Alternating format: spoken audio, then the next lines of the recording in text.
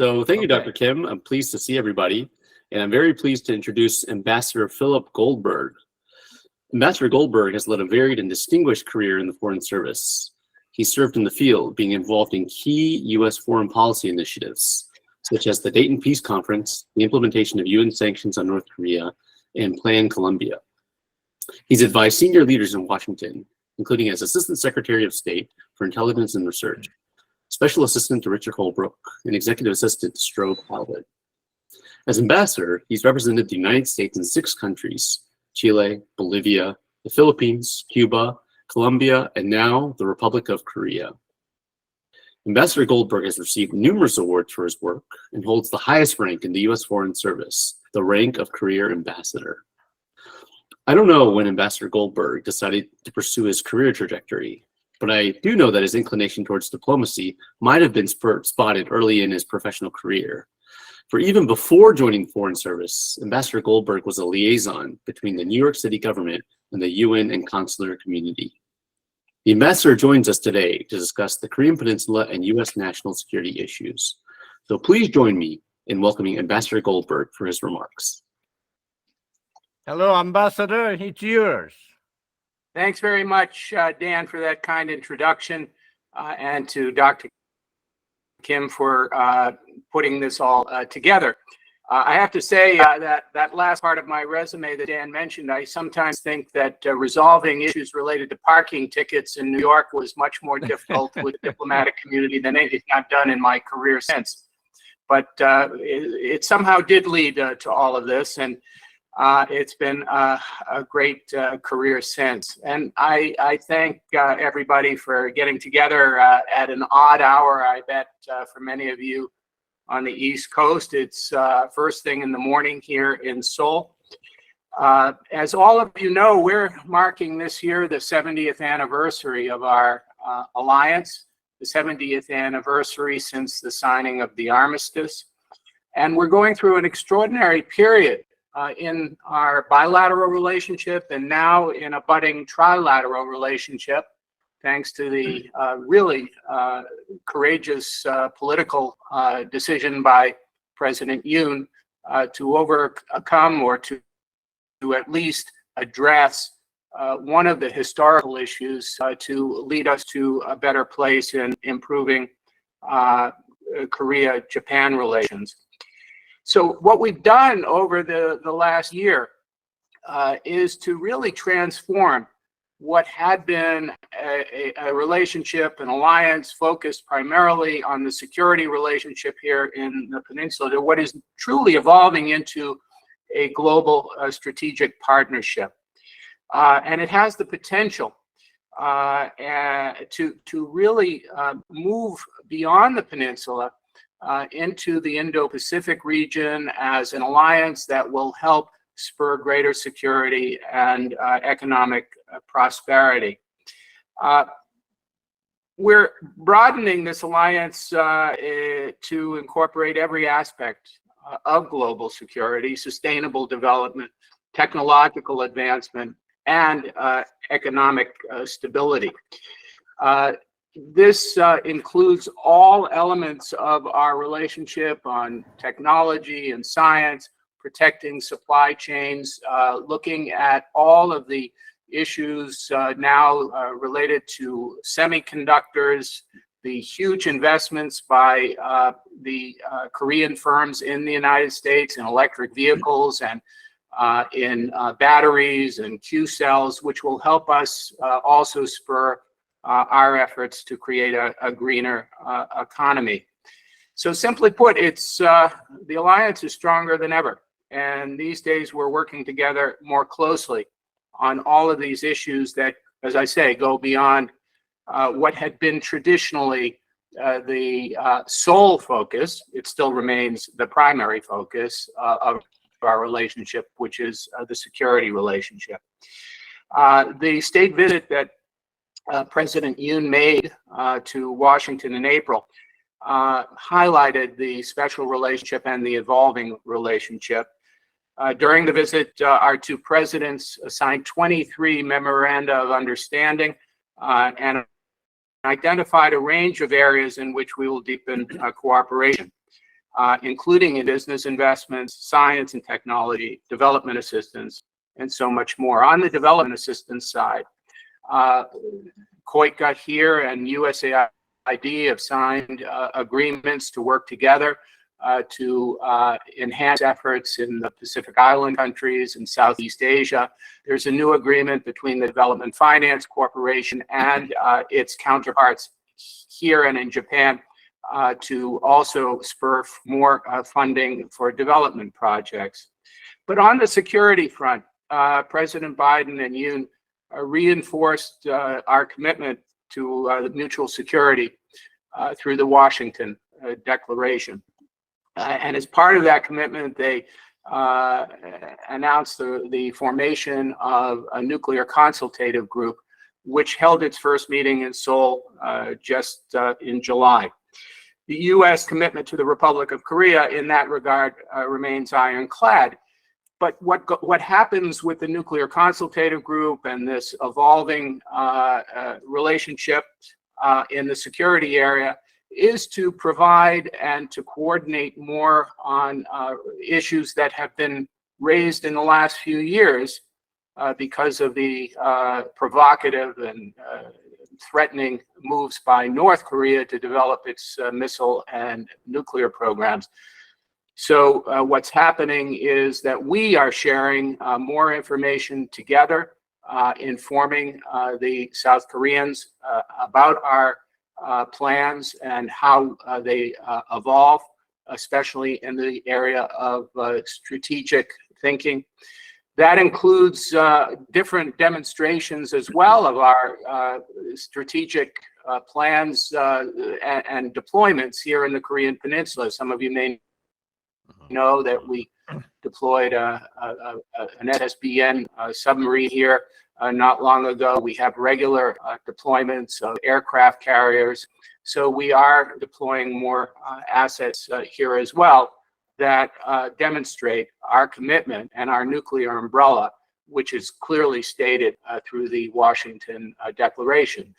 In our view, this is a reinforcement of existing commitments, but at the same time, it broadens our ability to interact and to share information with our allies here in South Korea.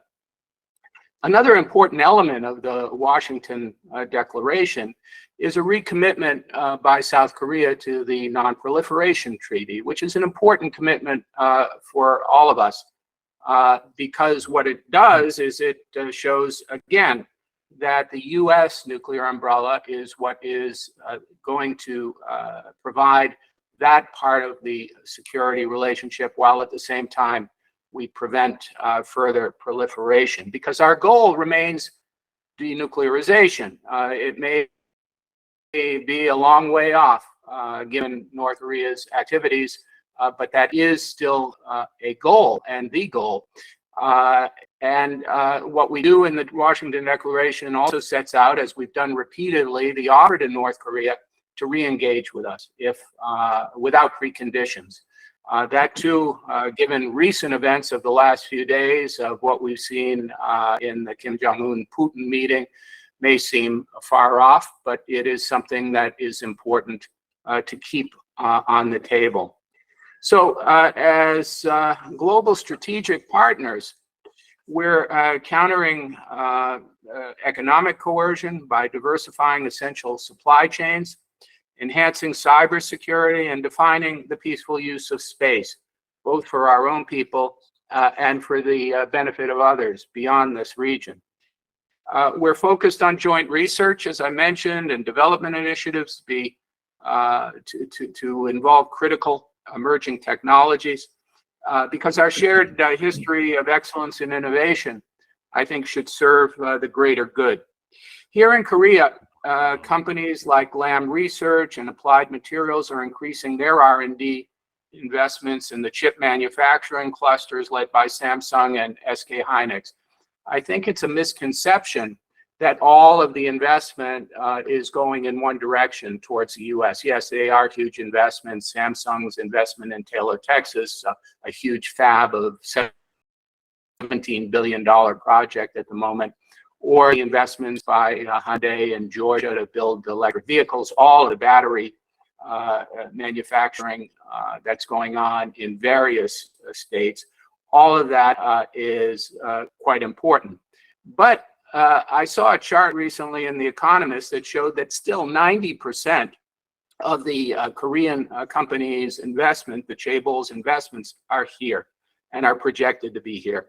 And that includes this huge cluster, semiconductor cluster that Samsung has proposed and the government has helped establish here in South Korea. In the US, our national laboratories and Korean research institutes are conducting a joint biotechnology research that will help, of course, both our countries as we develop those areas. So I think the world can count on US-Korean businesses, industries, government to work together in areas like the digital economy, biotechnology, quantum computing, of course, is a new area. Artificial intelligence is in the news here every day. This morning's news is that yesterday President Yoon announced a new initiative on giant artificial intelligence and trying to produce more here. So there are many, many areas of cooperation, whether it's solar panels, electric vehicles, or the next generation of nuclear power, another area where we want to partner with Korea if we can. Our transition to sustainable development and green economies is going to make us interdependent. And we're relying on Korean companies and their advanced knowledge of batteries and electric vehicles and their production capabilities to help us meet our own goals in the United States. So just a few examples. In the past 2.5 years, SK-On, LG Energy Solution, and Samsung SDI have announced over $50 billion in joint venture investments in the U.S. With U.S. auto companies to build world-class EV battery manufacturing capacity in the U.S. Now, this won't come also without some controversy. I read this morning something about the UAW's negotiations with the automobile manufacturers in the U.S. And one of the key issues is going to be about battery manufacturing and one of the issues that they've raised. So these are all new areas and ones that we have to obviously continue to work together to smooth out. And but we're equally committed to helping other countries as we move along in this joint partnership in infrastructure and human capital. Our development agencies are working together in the Philippines to help cities adapt to the impacts of climate change, which is a huge issue.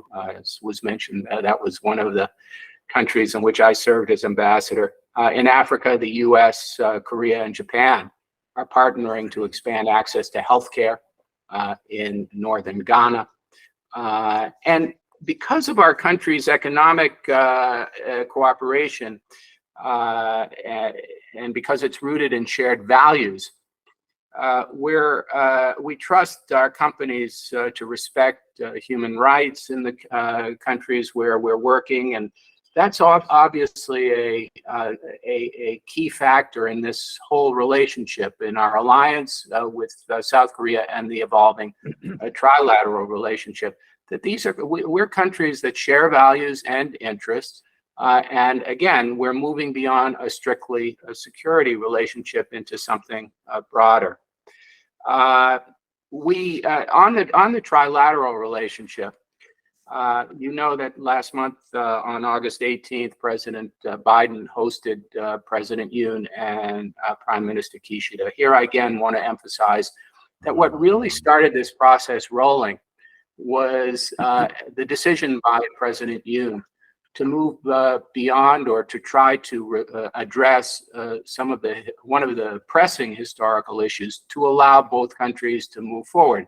I was present last year in August of 2022 at the Independence Day, Liberation Day event, where President Yoon first laid out this idea of two modern democratic countries, which in the 21st century share the values and interests and security interests that should bring them together to a new situation. And that led to his visit later on, once the historical issue of the forced labor was initially addressed, to visit Tokyo.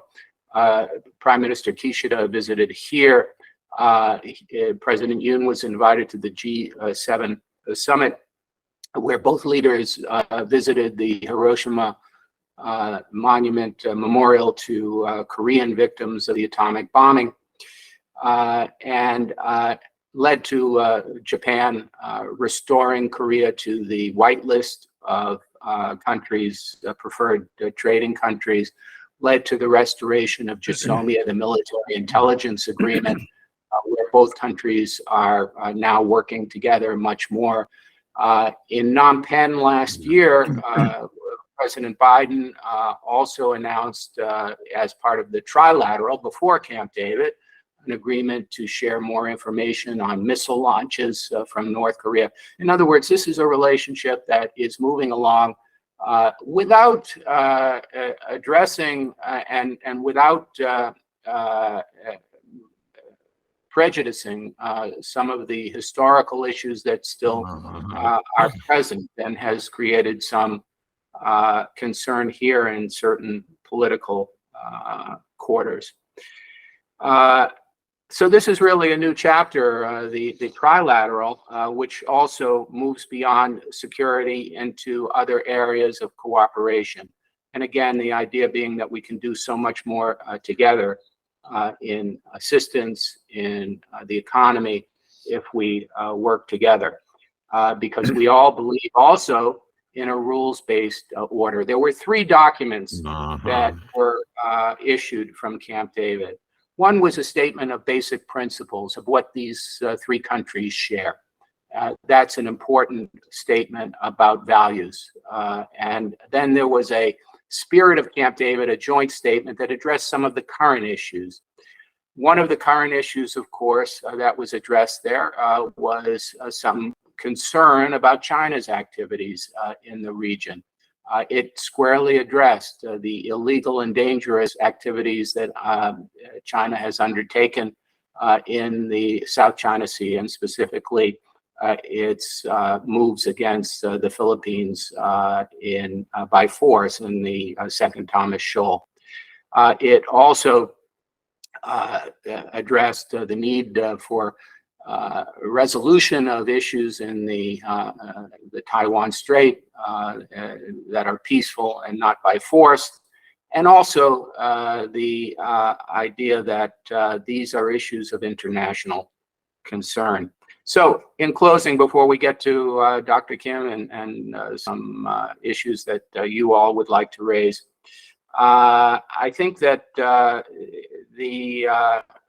that while policy cooperation is essential, it's really also going to be the vast network of people-to-people ties that are built also into the Camp David agreements, and also in our bilateral relationship.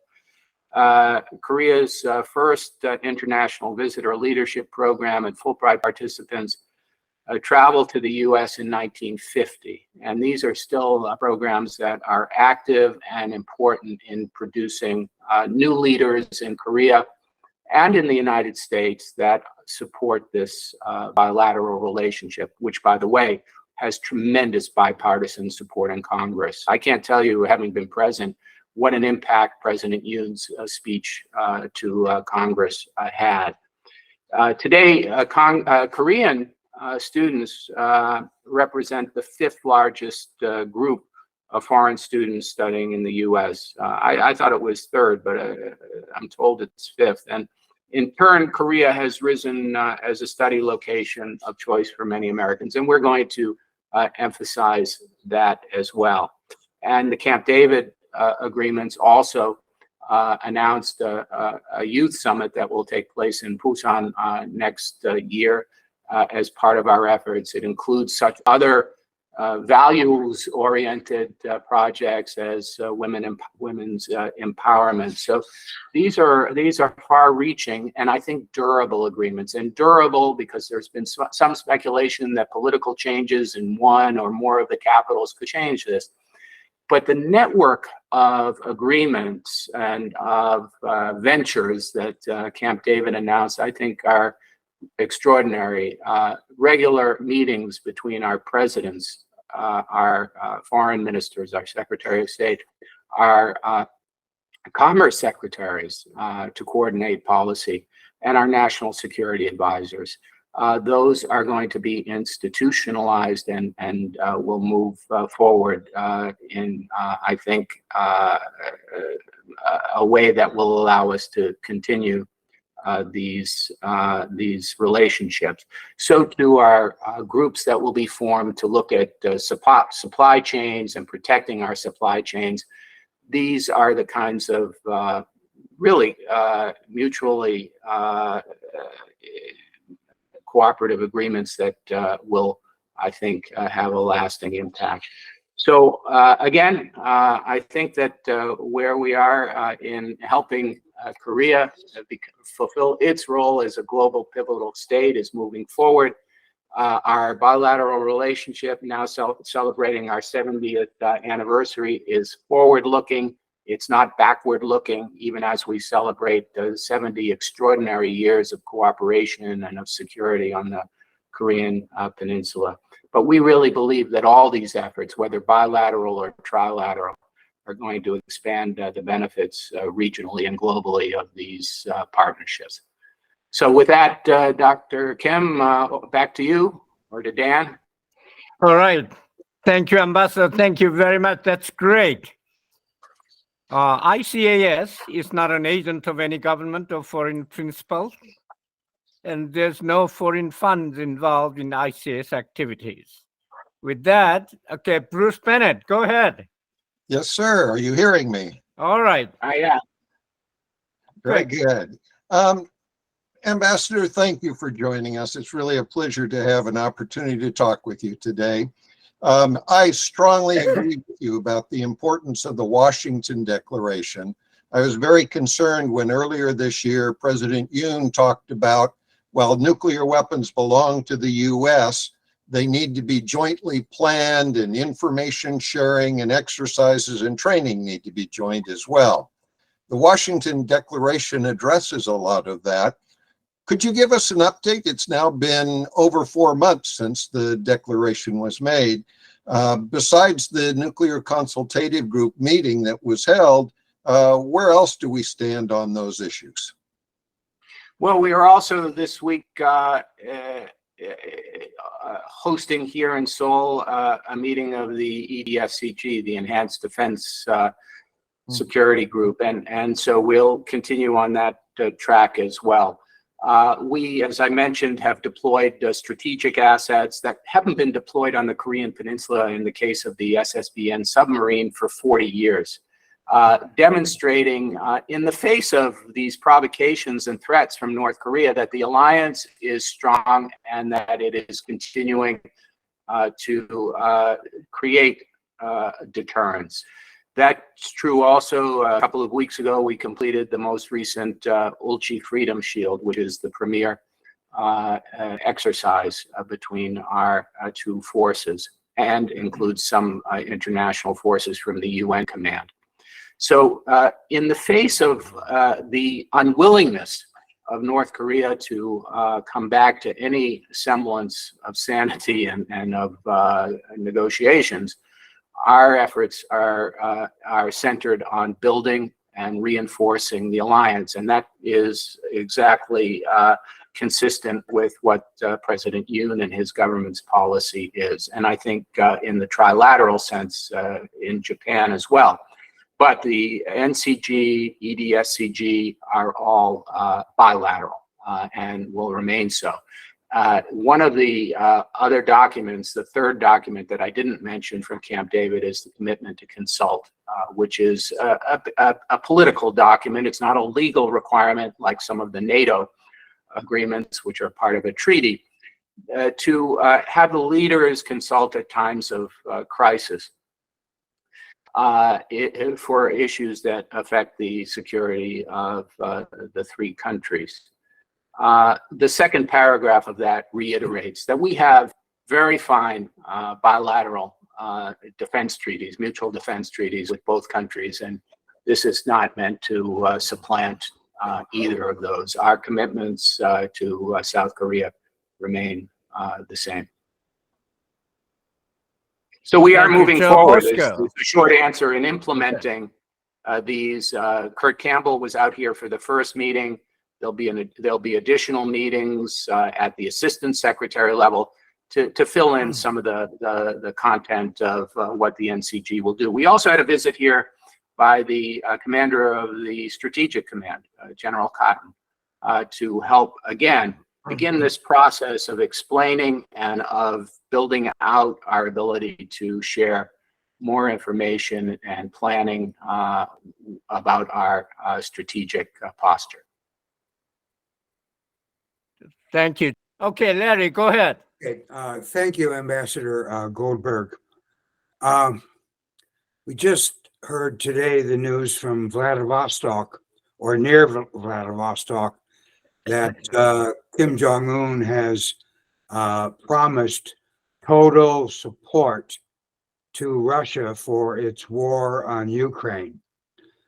And we have seen, including the statement a few months ago by Admiral Kirby of the White House and other authoritative reports, that North Korea in the last year, perhaps longer, has provided Russia with thousands, probably tens of thousands of artillery shells, which Russian forces, including the Wagner Group, employed in this gigantic battle for Bakhmut, which began last December and is still actually going on today.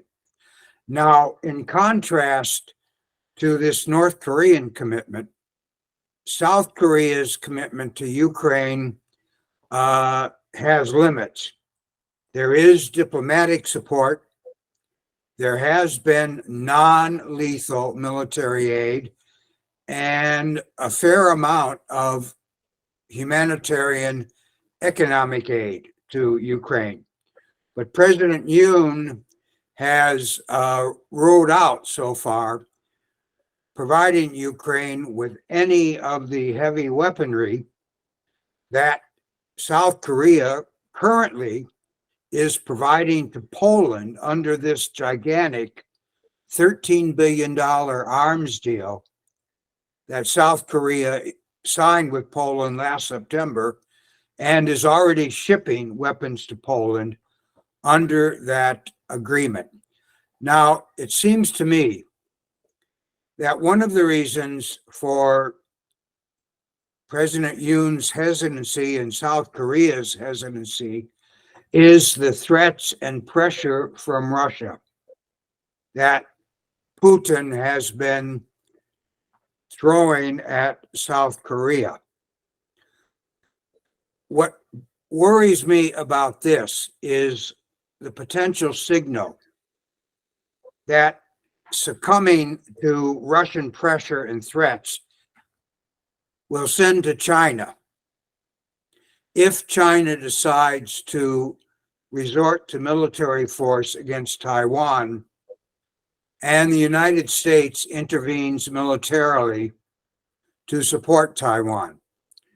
President Biden has said the United States would do that on 4 different occasions.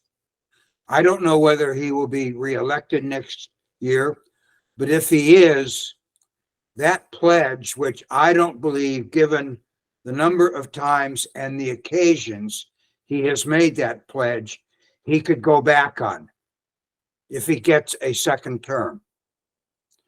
So in looking at how South Korea is reacting to China, and especially to this Taiwan situation. Now, you mentioned the Camp David statement about peace in the Taiwan Straits.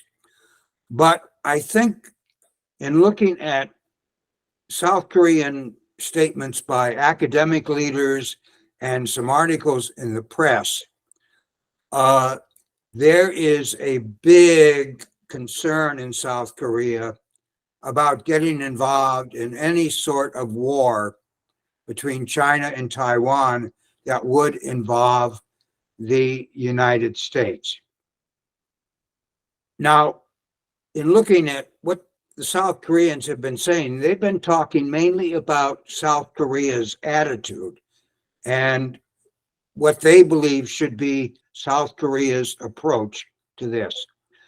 My question is about the US side.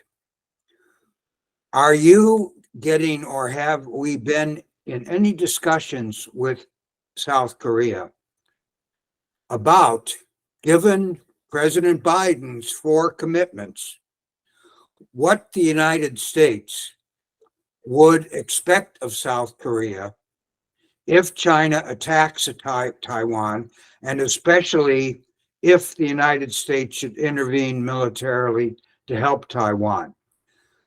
Is this issue being raised or discussed in any way? Now, I'm not asking you to give me the details. I'm just asking you, is this an issue now in our bilateral relationship? Without Thank you, going Larry. into details, I can tell you China is an issue that we discuss, and China's activities in the region.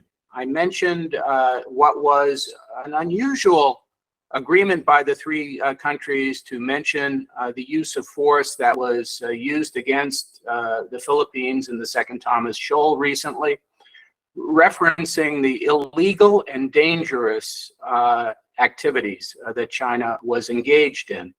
The need for rules-based solutions to all of these issues, including the ones regarding freedom of navigation in the air and on the sea, especially with regard to the Taiwan Strait.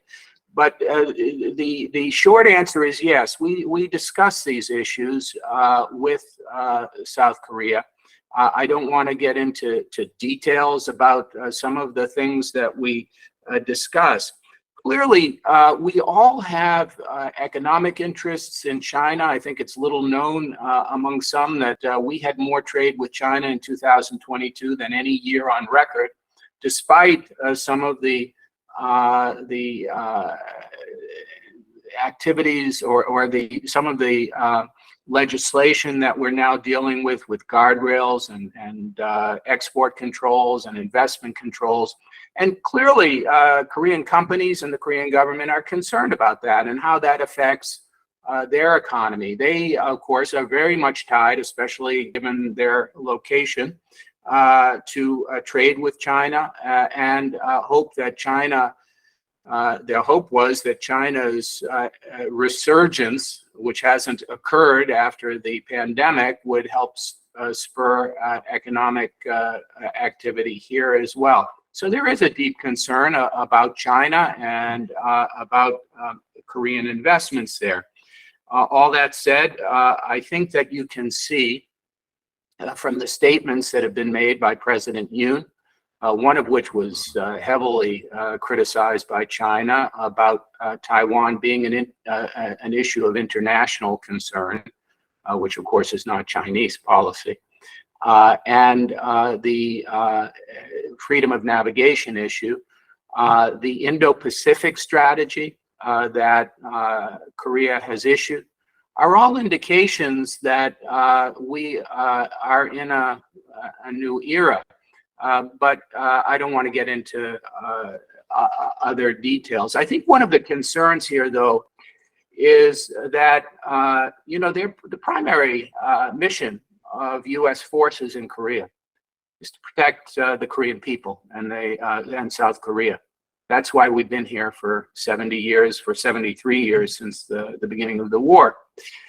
And there is a concern, especially that anything that would happen elsewhere, whether it's in Taiwan or someplace else, might spur some sort of unfortunate decision-making by Pyongyang to take advantage of that. And that's a particular concern here. So we obviously are aware of these concerns by South Korea, and we do discuss them. Thank you, Ambassador. David Maxwell. Dave. Thank you, Dr. Kim, and thank you, Mr. Ambassador. That was a great Go ahead. rundown, and I strongly agree with you that I think our alliance is stronger than it's ever been. So thank you for all you're doing to make that happen. Just two quick comments to Larry's questions, and you concluded with this. You know, job one of the ROC US CFC is to deter war on the Korean Peninsula, and that should be the focus. Whatever happens anywhere else in the world.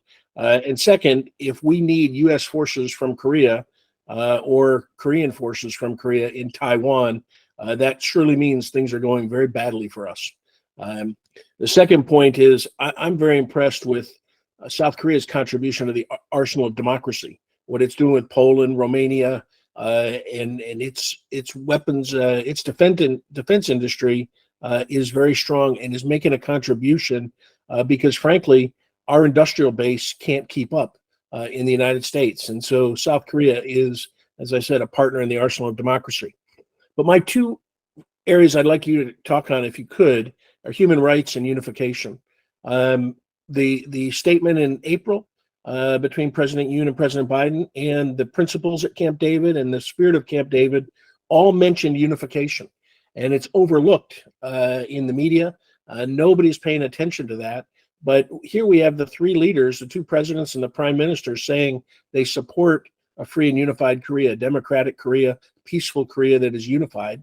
And that's very important. And so my first question is, are you having any discussions with your Korean counterparts about unification planning?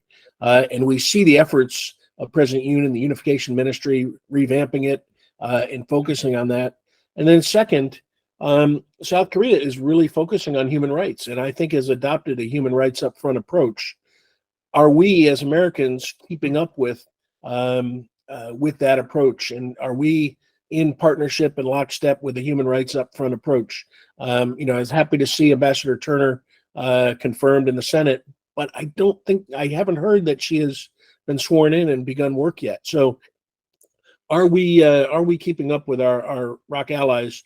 With a focus on human rights in North Korea. And thank you for all you do, sir. Thank you, David. Thank you very much. I do think that we're keeping up. Just last week, the UN rapporteur for North Korea was here, and we are in close contact with her and with obviously the new unification minister, and who has refocused the mission of the unification ministry to emphasize human rights. I do think that is a key component of our overall policy. So I think we're keeping up. In some respects, it's hard to enforce our human rights ideas on North Korea, and it has been for a long time. They are one of the worst violators of human rights law in the world. But I think that at every turn we will work with the South Koreans, with the UN, with others, with our European allies, who obviously put also a great emphasis on human rights as a central focus of our policy. One of the problems that we have at the moment, clearly, is our inability to provide humanitarian support to a starving, medically deprived population. It's a sad situation. I do look forward to Ambassador Turner getting more active, and also her confirmation and being able to add to our ability to do this. But we also, Sung Kim, as our North Korea envoy, has also undertaken this role as well. And we at the embassy work very closely with the unification ministry and its new found role, and also with the other countries, that like-minded countries that are concerned about human rights. I don't think we can talk about it enough. I agree with him. Thank you, Ambassador. Ellen Nakashima. Ellen, do you have a question? Yeah, hi, Ambassador. Good to see you again. We last met, I think, in Yeah, I Honolulu. saw you last in Hawaii. Right. Well, I'll be back in October, so maybe if you're there, we'll meet again. I got on late, so someone else may have already asked a question, but I'm wondering whether you have any more insight on what transpired between Vladimir Putin and Kim Jong-un, and what asks were made by the one of the other. And then secondly, how concerned do you think China would be about Russia's provision of either satellite technology or rocket technology or other sorts of weapons technology to North Korea? On the first issue, I don't have a lot to add yet. This is all fairly new. The fact that they met at the Stochny Cosmodrome is, I think, probably significant. I think that the addition of the two most prominent members of the military commission under Kim Jong-un in the delegation, as well as their director of munitions, probably is more significant than statements about this being all about cultural exchanges and economic progress between the two. But some of that remains to be seen. There was a news report I saw this morning talking about Putin's commitment to help on some sort of satellite technology. All of that is of tremendous concern. And I think that it doesn't just violate Russia's commitments under the UN resolutions, which it voted for potentially, but is of concern here in South Korea and to us. And I would speculate to China as well. That if this were a transfer of advanced technology.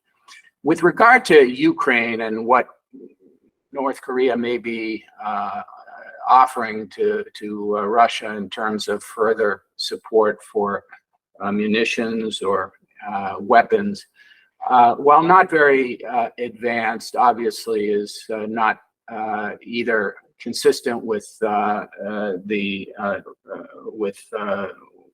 business relationships or diplomatic relationships that the UN resolutions provide for. It's quite outrageous, quite frankly, and but at the same time, it's the movement of these or possible agreements of technology or other cooperation coming back in the other direction that I think is even of more serious concern. And I don't think, as I say, on the issue of Ukraine, China has been much more reserved on this. I think that they have shown some reluctance to enter into a trilateral relationship that is, they obviously have a bilateral relationship with Russia that is quite significant. But I think China will probably not want to support that kind of cooperation. I would hope so. And they would be more respectful of the norms and rules that we've all agreed to previously. Now, China is not fully consistent with that because we don't believe that they fully implement all of the sanctions in a way that is consistent with the resolutions. But at the same time, this is of a different nature. Thank you. Thank you, Ambassador. Thank you, Ellen. I want to say I'm saying that in the hypothetical because we don't know exactly what has been agreed to. I would think that Russia itself would want to be more careful about where it spreads these kinds of technologies. But that may be more hope than reality. Thank you, Ambassador. Sean Creamer. Sean? Thank you, Mr. Ambassador. Go ahead. Thank you for your comments on broadening of the U.S.-Korea relationship beyond the security domain, particularly in the technology and science arena. What opportunities do you see over the coming years for the U.S. and Korea to deepen the technology-science relationship, akin to the relationship the U.S. has with Five Eyes nations, such as where the U.S. is moving through AUKUS with the United Kingdom and Australia? Is there an AUKUS-like arrangement being discussed with Korea and Japan?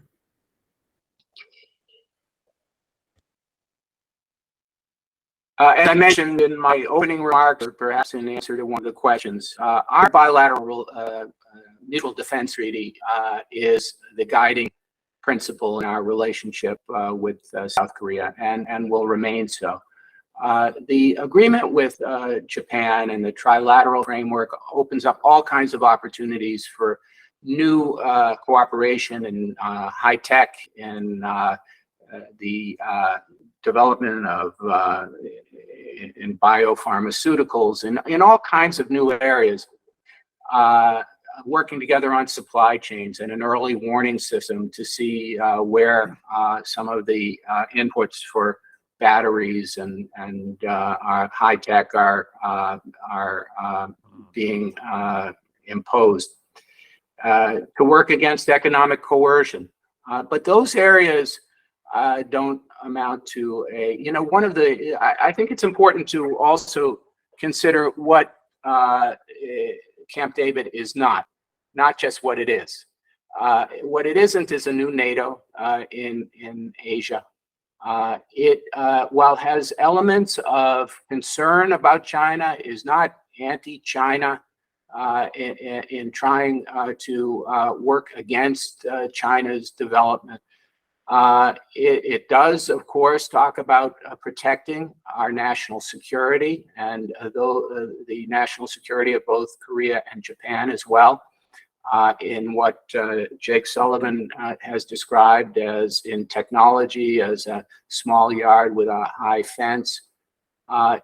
So yes, we're concerned about our national security and the areas that we want to be careful about what is transferred to China.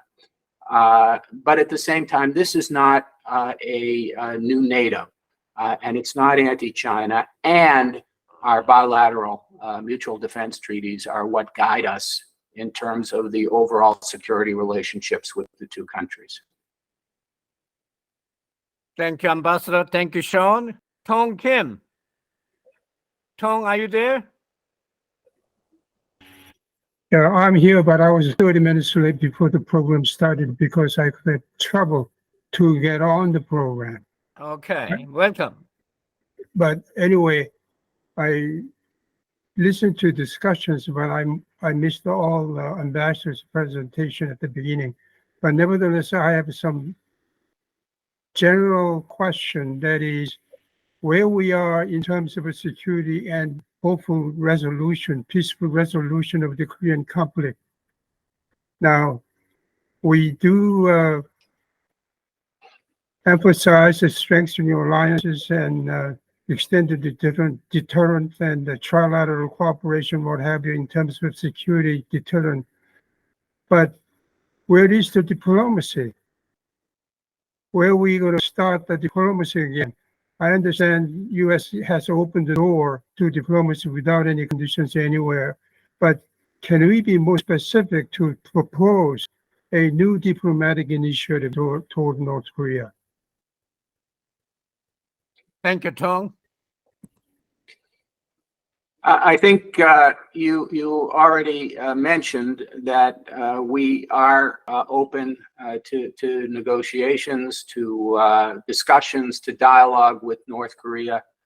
And we do so without preconditions because, of course, North Korea may and probably will insist on its status as a nuclear state as part of their ideas about a overall agreement. I think what is holding us back, and I think we need to put our finger on the problem. which is that after the collapse of discussions in Hanoi, North Korea and Kim Jong-un have been on a path to developing missile and nuclear capabilities that they are not going to turn back from, at least in this short run, and are not open to those discussions. At some point, they may come back. At least that's the thinking of some, that at some point when these capabilities to their satisfaction in Pyongyang are fully developed, that they will come back for sanctions relief or some other reason. But that's not the case now. So what we're doing, and I mentioned this, in the absence of any response from Kim Jong-un, is to build up our deterrence, our extended deterrence, our alliance, and that's what we can do together in this period. But unless and until North Korea is going to come back and engage, we're at a bit of a stalemate. I think that we need to be clear about where the problem lies. This is not about a lack of a diplomatic initiative from our side. Yes, we believe, and we stated in the Camp David agreements that we are in favor of a unified Korean peninsula at peace and secure. We offered again, as we have that dialogue without preconditions, but there's no willingness on the other side to engage. Instead, there's this further provocative acts of missile launches and this visit to Russia against all of the obligations of a permanent member of the Security Council to engage with this regime that is violating every principle of a rules-based order, so and international law. So I understand your point, and I know that we are lacking at the moment a diplomatic tool. I think one of the things that we've learned over the years is that sometimes it's hard to come to grips with the fact that certain policies of outreach and of diplomacy and of offers of support, whether it's reopening Kaesong or doing something else, haven't produced the results that we want. And right now, we're obviously, this isn't particularly what we'd want to, we wouldn't want to continue, which is a kind of stalemate that doesn't produce the kind of peace and security and possibly unification at one point that we all favor. I understand it's frustrating, but I don't know that there's a magic bullet to all of this, or a solution to it. Thank you, Ambassador. Eugene Kim. Eugene, go ahead. Thank you, Ambassador. I'm Eugene Kim, a news correspondent for Gyeongyang Shinmun in DC, which is very, the newspaper is very near to Habebas. And I have two quick questions on the summit between Russia and DPRK. So with the burgeoning military relations, and also there are speculations that potentially military exercise could happen between Russia, DPRK, and China. So how much US, ROC, and Japan respond to the situation trilaterally? And one question is, there has been speculations that Kim Jong-un might seek food assistance from Vladimir Putin, and I'm wondering whether the US is open to providing humanitarian assistance to North Koreans who are suffering from food crisis. We've always been open to providing humanitarian assistance to the people of North Korea. It's the roadblocks that the North Korean authorities have put in place that have presented that by not allowing NGOs in, not allowing accountability for where that humanitarian assistance might go. So yes, that's something that we are clearly open to. I don't believe that, again, we would prefer that any humanitarian assistance be channeled through responsible agencies that are going to get the benefits to the people. But at the same time, I don't think, I personally am not worried about food going into North Korea. I'm more concerned about anything else that might go into North Korea that we discussed earlier, that, for example, Ellen Nakashima mentioned. Thank you, Ambassador. Singjae Park, Oh, yeah, thank you. go ahead. Yeah, well, thank you very much to see you, Ambassador, again. I still remember your old office with Sung Kim and Ambassador Bosworth. But anyway, and only Dr. Nish mentioned about North Korea and the Syria's helping together to supply weapons to Ukraine. I want to ask you, related with that things, everybody knew that, previously, Prigozhin working with the North Korean guy, someone who working in Syria, Korea Mining Development Trading Corporation. You remember Lee Myung-hyuk? And after, Prigozhin died, I'm pretty sure Lee Myung-hyuk tried to working with another, Russian company to supply North Korea weapon to the Ukraine. And well, as you are the master of the sanction, especially to the North Korea, so hopefully you have some idea. Is there any way we can stop North Korea, Syria, and Russia's cooperation? Well, there's all kinds of cooperation that we obviously are addressing, including the provision, it appears, of Iranian weapons and drones to Russia. And that includes anything that might come from Syria as well. We follow these closely. We try to shut down what we can, bring to the attention of responsible governments that might have some ability to somehow put to disrupt those activities.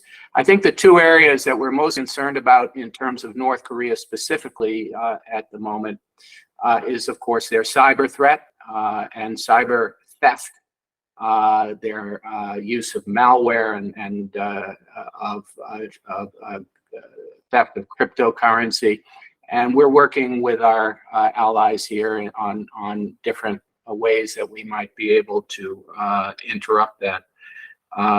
Obviously, in cyber, unfortunately, a good offense is sometimes better than a good defense, but it's still something that we are. It's cooperation in progress.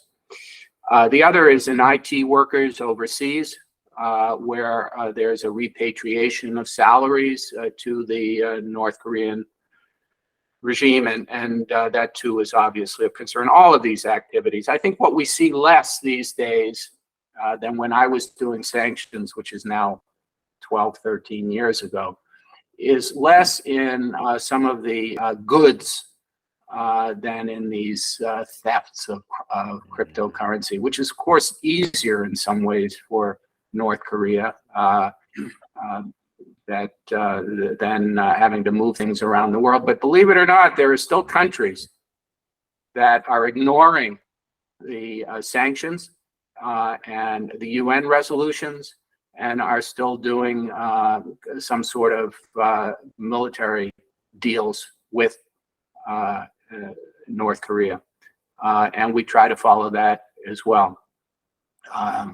But your point is well taken. We need to, one of the points that I made about China recently and the reopening of the border with North Korea is at the same time they are still obligated to enforce sanctions. That this doesn't alleviate or remove that requirement.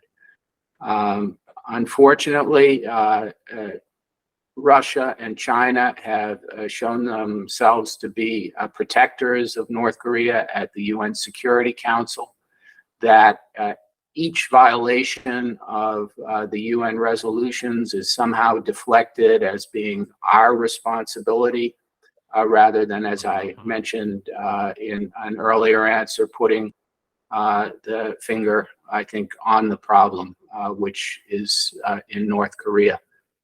And in the case of China and Russia protecting them on them.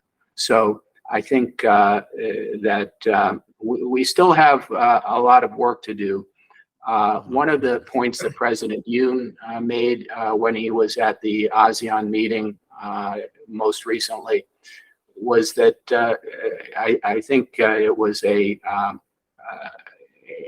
point he made with Li Qiang, the new premier of China, when they met, that the more that the refusal of China to more fully engage North Korea on its commitments, on its need to abide by resolutions and some sort of rule of law, will obviously cause South Korea, Japan, others to make decisions that China won't like.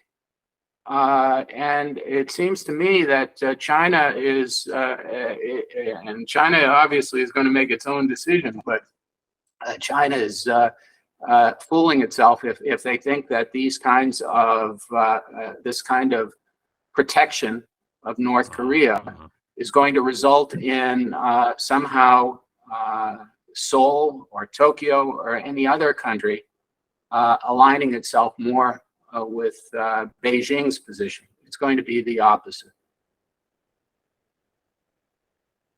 Thank you, Ambassador. Ellen, do you have any follow-up question? Ellen Nakashima, do you have any follow-up? Yes, but I I'd think like to Ellen ask it froze. private.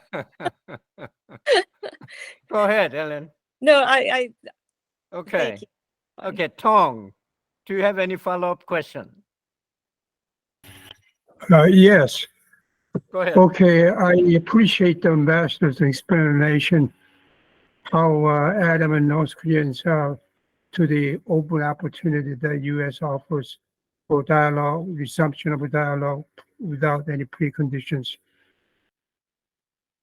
I appreciate that, but in the meantime, the tension on the peninsula, because of the measures U.S., South Korea, and Japan takes, and North Korea, China, and Russia takes recently, the tension is rising up, and I don't see any end. And exercises and deployments and threatening, exchange of threats from each other, and also keep launching provocative ballistic missiles from North Korea. And it doesn't seem they're going to stop anytime, anywhere soon. And nor the other side, that is Iraq, U.S. and Japan and other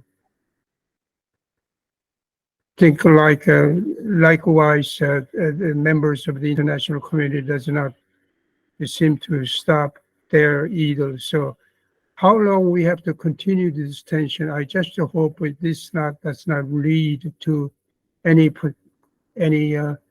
unpredicted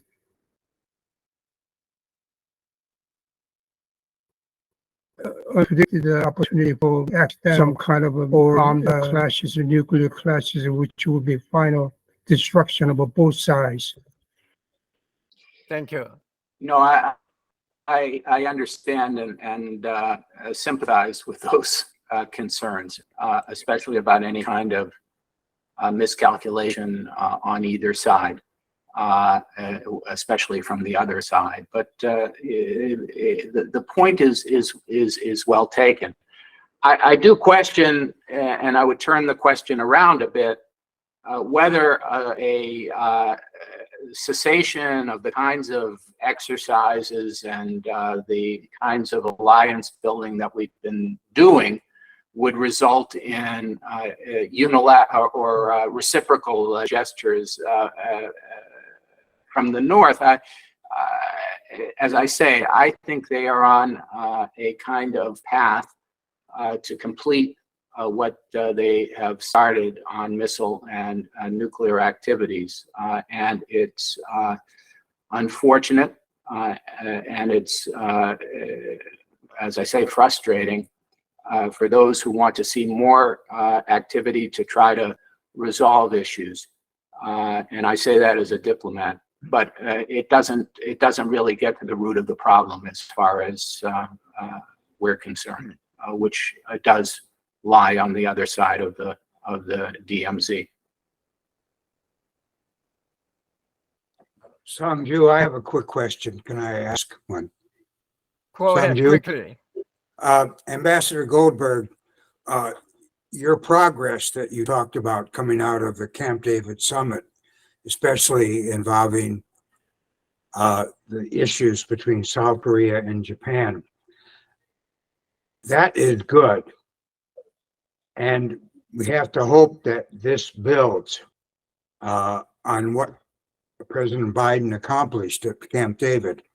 However, I do remember that Prime Minister Abe and President Park Geun-hye succeeded and negotiated a new, pretty comprehensive agreement on comfort women. And the Obama administration worked, I know, intensely behind the scenes to bring about that agreement. Then the opposition won the next election. Moon Jae-in came in, and one of the first things he did was to abrogate that agreement. So my question is, what about the opposition? Now, if my memory serves me correct, President Yoon won the election by 1% or less, something like that. So who knows what the next election cycle is going to produce in South Korea. How is the opposition viewing the Camp David summit, President Yoon's overtures toward Japan, the progress on the forced labor issue? Are they moderating their anti-Japanese attitudes in the opposition? Do you see any moderation, or is there a real danger that they could backtrack on all of this if they gain power in the next election cycle? Well, the next election is for the assembly, which is next year, which doesn't change the direction of foreign policy, which remains in the hand, and defense policy, which remains in the hands of the president, although it may be an expression of public opinion. I think what you can say, and clearly from public opinion polls, is that the security relationship with Japan is supported by the majority of people here. The historical issues and what President Yoon did is not. And there is opposition and to, especially in the opposition party, to that, the rapprochement between the two countries because of that because of the historical issues. The reason, and I mentioned this, or I touched on it, about the durability of these agreements, is that they put in place, I think, institutional cooperation that would be very difficult in any of the three capitals to change, even if there were political changes. And because it's basically in the interest of each country to maintain these relationships overall, including in the security area. But I'm not going to say that the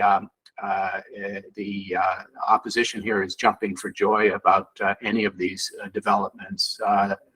They are not. They do oppose them, and President Yoon very much is, I think, committed to seeing them carried out.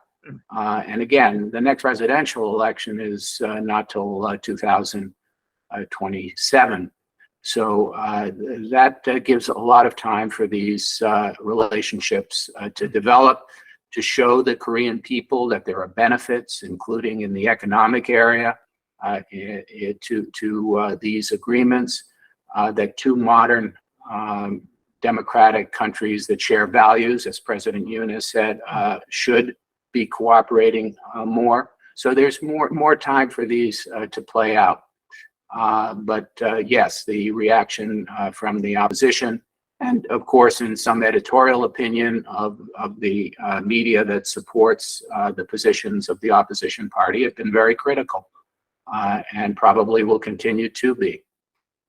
So I think that's a fact that we have to deal with, and that's another reason that not just to keep the momentum going is important in forming the various mechanisms for cooperation, but also showing the Korean people that this has benefits for them and for the country.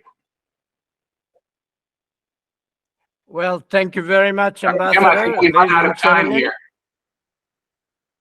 Well, ladies and gentlemen, time is up, and we'll let Ambassador go because he has another schedule. Thank you, Ambassador. We'll get back to you. Congratulations, much, Ambassador. Thanks to Thank all you. of you.